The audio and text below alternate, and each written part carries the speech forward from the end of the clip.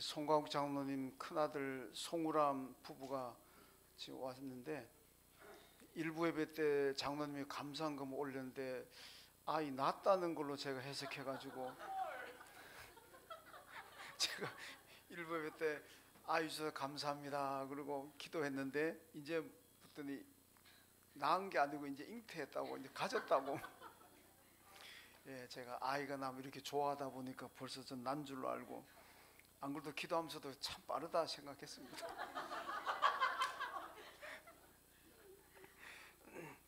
하여튼 축하합니다. 예, 5월 가정의 달이고 오늘 어린이 주일입니다. 하나님께서 우리에게 세 가지 귀한 기간을 주셨는데 우리의 행복을 위해서 우리 가정을 주셨고 또 우리의 구원을 위해서 교회를 주셨고 우리 성도들이 또 앞으로 가서 영원히 살 수 있는 영생 복락을 위해서 천국을 주셨습니다. 여러분 이 세 가지 기관의 공통점은 모두가 만드신 분도 하나님이시고 또 주인도 하나님이시라는 공통점을 가지고 있습니다. 만약에 천국에 하나님이 안 계신다면 그건 천국이 아닙니다. 여러분 교회에 하나님이 안 계신다면 그것도 교회가 아닙니다. 가정에 하나님이 안 계신다면 그 가정은 결코 행복할 수가 없습니다. 여러분 천국이라는 것은 우리가 미래에 누릴 수 있는 행복의 자리라고 할 수가 있고 가정은 이 땅에 살면서 현재 우리가 누릴 수 있는 행복의 자리입니다. 어디든지 간에 여러분 하나님이 중심이 돼야 되고 하나님이 주인이 되실 때에 거기에 축복이 있고 행복이 있을 줄로 믿습니다. 여러분 가정이라는 곳이 어떤 곳입니까? 하루의 일과를 시작하는 것도 가정이고 하루의 일과를 마치는 것도 가정입니다. 가정이라는 것은 가족들이 하루에 나가서 열심히 일하고 피곤하고 지쳐 있을 때 들어와서 안식할 수 있는 삶의 보금자리가 바로 가정입니다. 그래서 가정은 나갔다가도 빨리 집으로 돌아가고 싶을 정도로 돼야 됩니다. 나가서 일하다가 일이 끝났음에도 불구하고 아이고 들어가기 싫다, 아이고 집에 안 들어가면 안 되나, 귀가 공포증 걸리고, 예, 집에 가면은 뭐 험상궂은 얼굴 생각해가지고 아이고 안 들어가고 싶다. 만약 그렇게 생각된다면 그 가정은 결코 행복할 수가 없습니다. 나가서 일해야 되니까 가정에서 안 나올 수는 없이 나왔지만은 그래도 모든 일과가 끝나면은 빨리 들어가야 되겠다, 빨리 가고 싶다, 이런 가정을 만들어야 이런 그 가정이 행복할 줄로 믿습니다. 오늘 본문에도 바로 이런 다윗의 신앙 고백인데, 이런 다윗이 어떤 인물이냐, 이런 전쟁터에 나가서 사선을 넘나들었던 사람입니다. 생명과 죽음의 현장을 왔다 갔다 했던 사람이고, 또 한편으로는 다윗은 여러 가지 많은 인생의 어려움과 환난을 경험했고 무엇보다도 이 자녀들 때문에 참 고생 많이 한 사람입니다. 여러분 자녀들이 반란 일으켜가지고 아버지 죽이려고 아버지를 향해 칼을 드는 자식들도 있었고, 자식들 형제들끼리 서로 죽이고 임금 되려고 칼 드는 왕자의 난도 있었고, 나단 선지자가 다윗에게 경고한 것이 무엇입니까? 임금는 집안의 칼날이 영원히 끊어지지 않을 것입니다. 이 경고 나왔잖아요. 그 경고대로 여러분 다윗의 집안은 뭐 늘은 아니지만은 좌우장 칼부림도 많이 났고 가정이 참 어려움도 많았습니다. 여러분 이런 가정을 보면서 다윗이 어떤 생각을 가졌겠습니까? 야, 가정이 정말 평안해야 되겠구나, 가정이 행복해야 되겠구나, 이걸 누구보다도 뼈저리게 느꼈던 사람이 다윗입니다. 그래서 사무엘하 7장에 보면 다윗이 왕위에 즉위하고 난 다음에 여러분 먼저 하나님 앞에 가정을 위해서 간절히 기도하고 있습니다. 하나님, 우리 가정이 평안하지 못하고 우리 가정이 화목하지 못하면 내가 아무것도 할 수가 없습니다. 그러니까 하나님, 우리 가정이 흔들리지 않는 믿음 위에 견고히 서는 가정 되게 해주시고, 우리 가정이 칼부림이 아니라 화목한 가정 되게 해 주십시오. 그렇게 다윗이 하나님 앞에 간절히 기도했습니다. 그러면서 오늘 본문의 시편 144편 여기 오게 되면은 다윗이 자기가 지금까지 살면서 체험하고 경험했던 것 중에서 가정이 행복하려면 어떤 가정이 돼야 될까? 가정이 행복하려면 이러이러한 가정이 되어야 행복할 수가 있습니다. 이것을 지금 우리에게 말씀하고 있습니다. 여러분, 과연 행복한 가정이 어떤 가정일까요? 오늘 다윗이 오늘 본문에서 말씀하고 있는, 성경이 말씀하고 있는 이런 행복한 가정, 여러분들이 다 여러분들 가정이 그런 행복한 가정 되시길 주님의 이름으로 축원합니다. 자, 어떤 가정이 행복할까? 먼저 자녀들이 잘 되는 가정이 행복합니다. 여러분 따라합시다. 자녀들이 잘 되어야 행복합니다. 네, 오늘 12절 말씀 자 한번 같이 읽습니다. 시작. 우리 아들들은 어리다가 장성한 나무들과 같으며 우리 딸들은 궁전의 양식대로 아름답게 다듬은 모퉁이 돌들과 같으며. 아멘. 그래, 행복한 가정의 첫 번째 조건이 뭐냐? 자녀들이 잘 되어야 된다는 얘기입니다.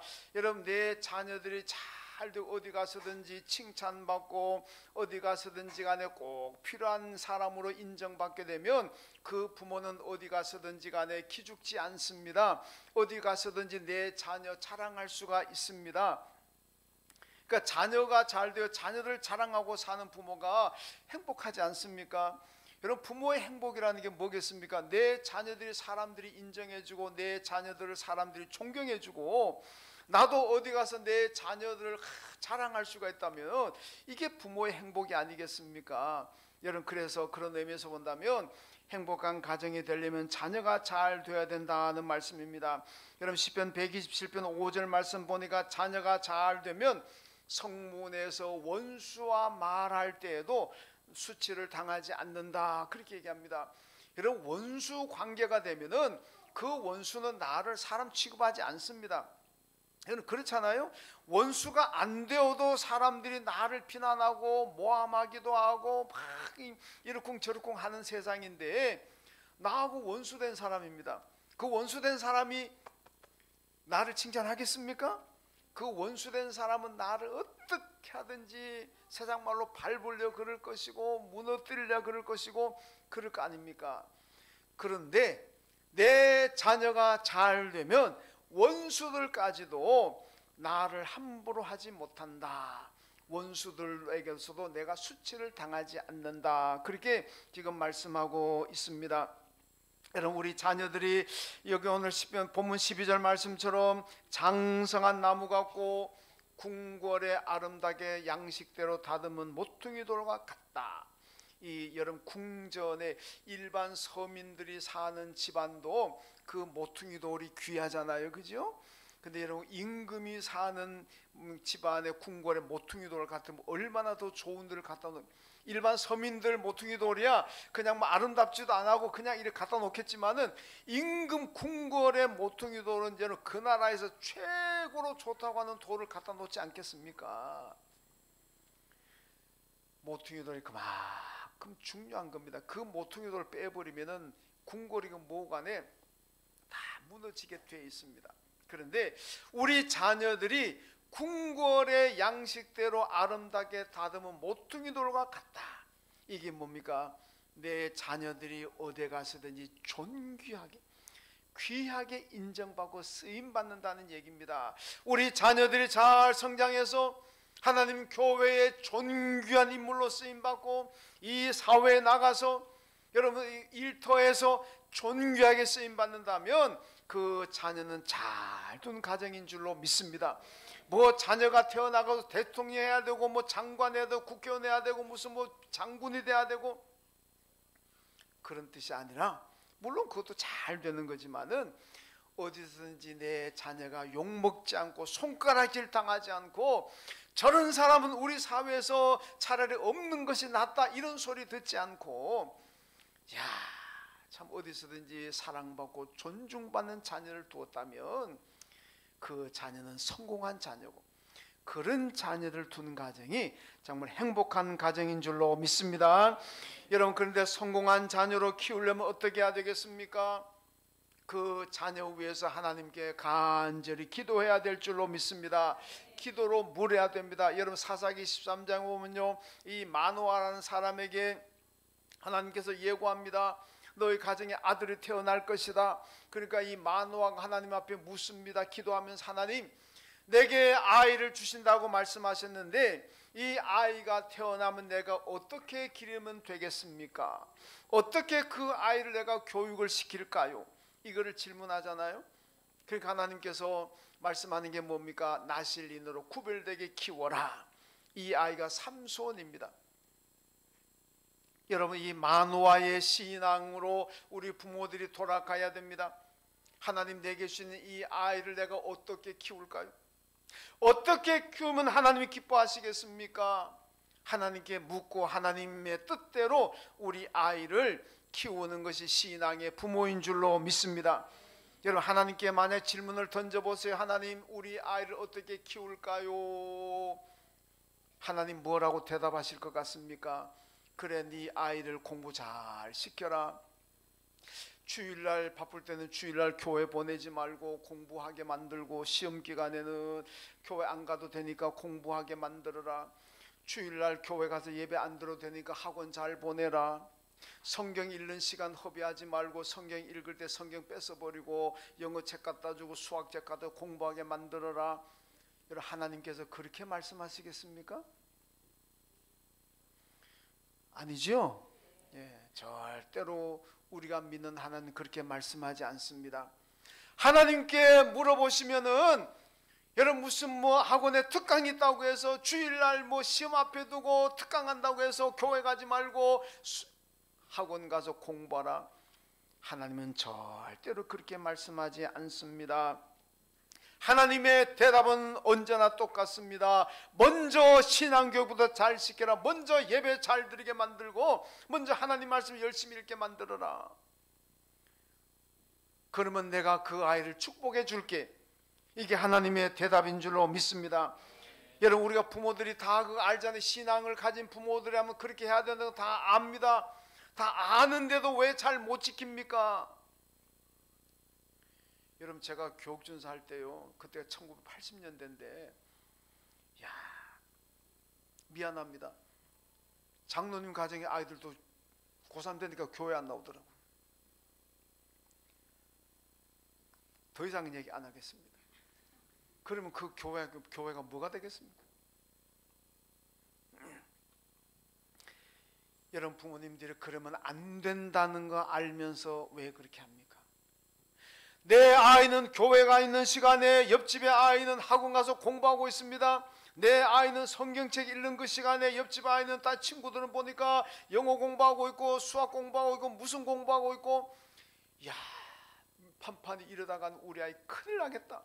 이러다간 우리 아이 그냥 뒤처지고 세상에 나고자 되겠구나.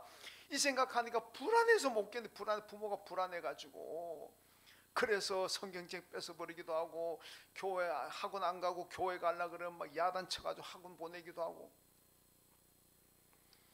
여러분, 불안하기 때문에 그런 마음을 가지게 됩니다. 그런데 이 불안은요, 성령이 주는 불안입니까? 사탄이 주는 불안입니까?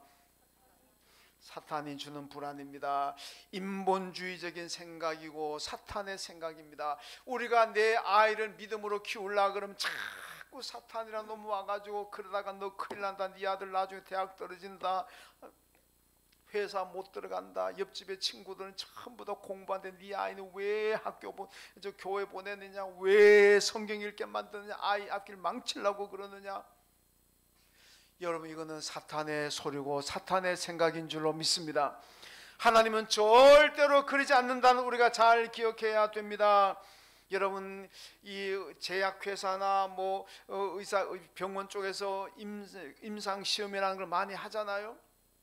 어떤 특별한 약을 뭐 만들어냈다 그러면 임상 시험을 해봅니다. 이 약을 뭐가 과연 부작용이 없이 건강해지느냐 임상 시험도 하고, 뭐 한 수술하는 방법도 임상 시험도 하고, 그래가지고 야, 이 약이 특효약이다, 이 치료 기술이 정말 특별한 치료 방법이다, 그렇게 딱 임상 시험에 입증이 되면은 환자들에게 적용을 할 거 아닙니까? 근데 환자가 그거 받아야지. 환자가 나 그 약 못 먹겠습니다.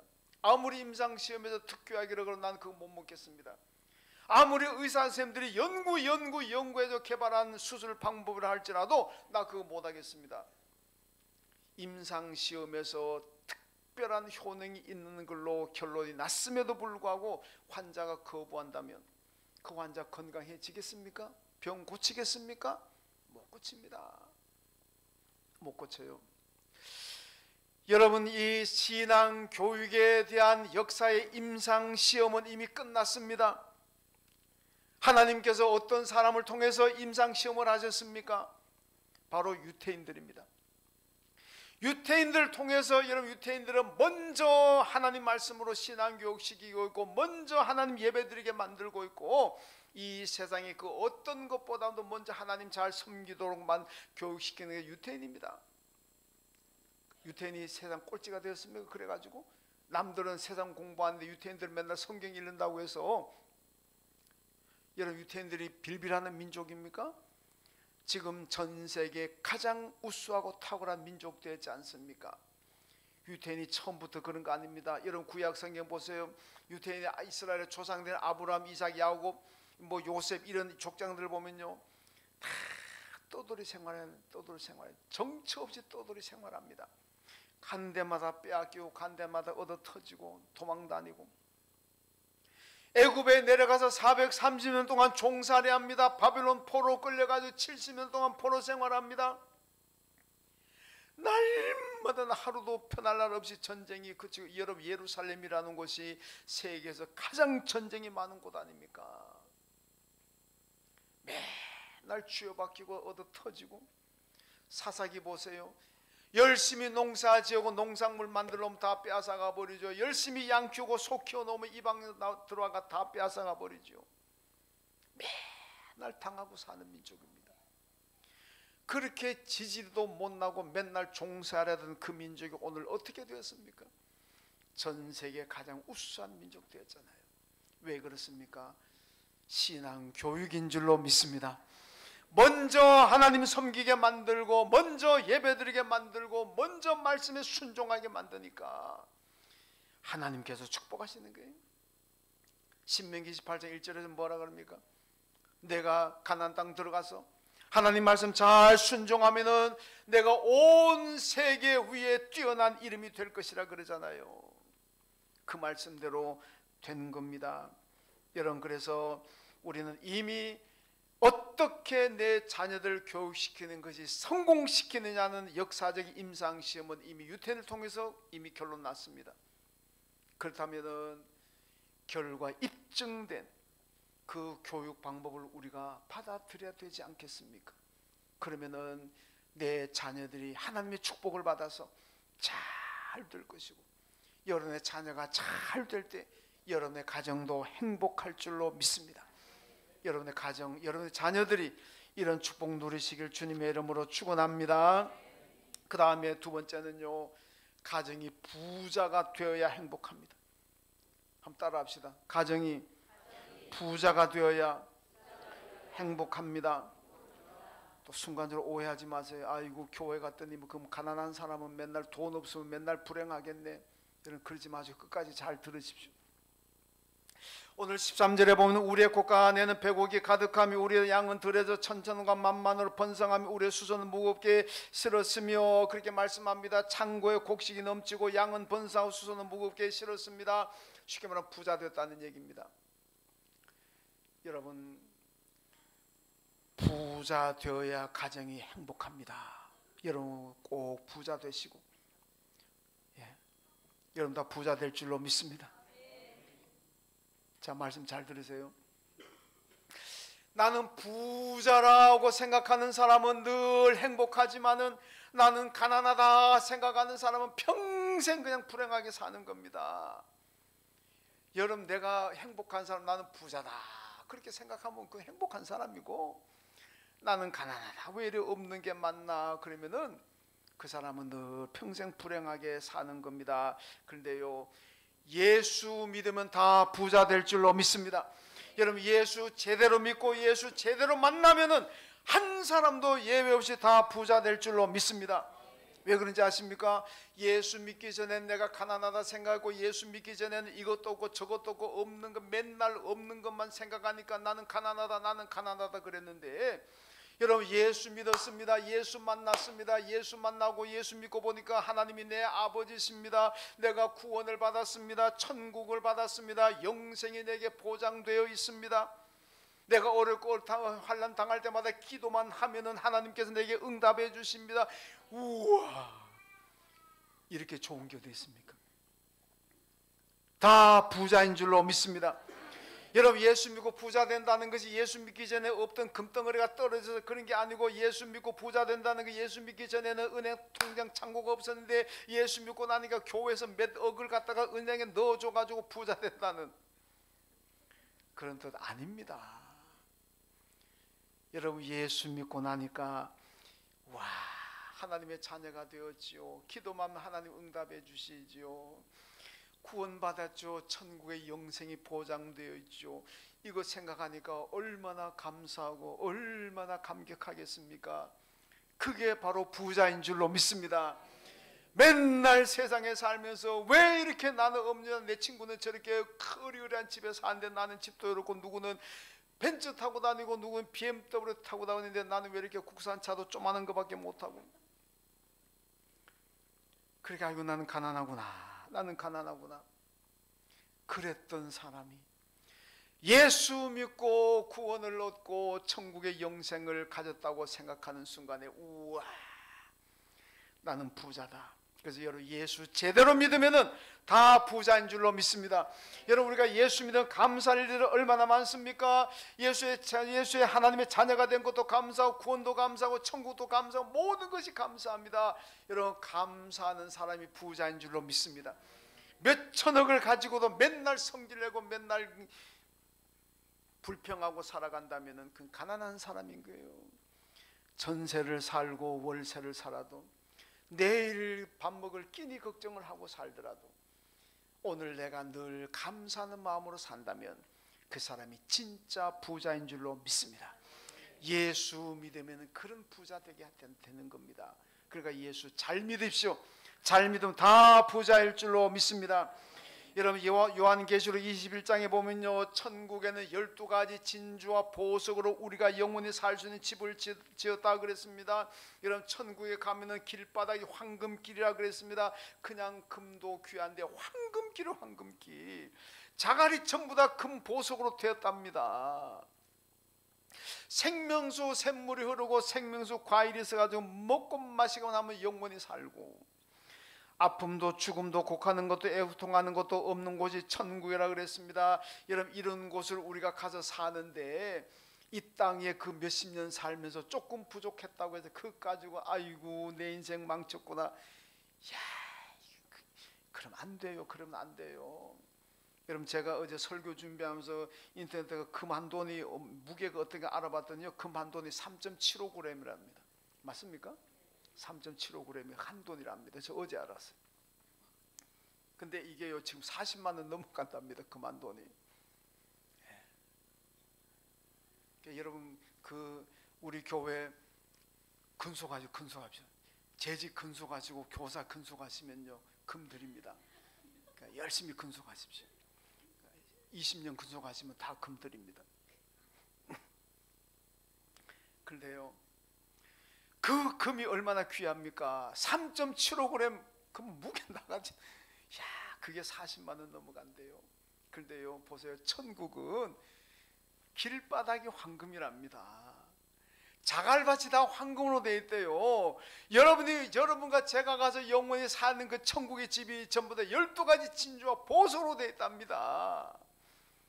걸리는 게 금인데 뭐 금으로 황금으로 된 집에, 다이아몬드로 된 집에 살 건데, 이 땅에서 금 조금 없다고 해서, 이 땅에 돈 조금 없다고 해서 그거 가지고 신세한탄하고 그게 얼마나 불행합니까? 감사히 가면 천국 가면은 까짓 거, 여기서는 금 없더라도 천국 가면 금 있고 황금길을 걸을 거니까 여러분 감사하십시오. 그럼 여러분 가정이 행복할 줄로 믿습니다.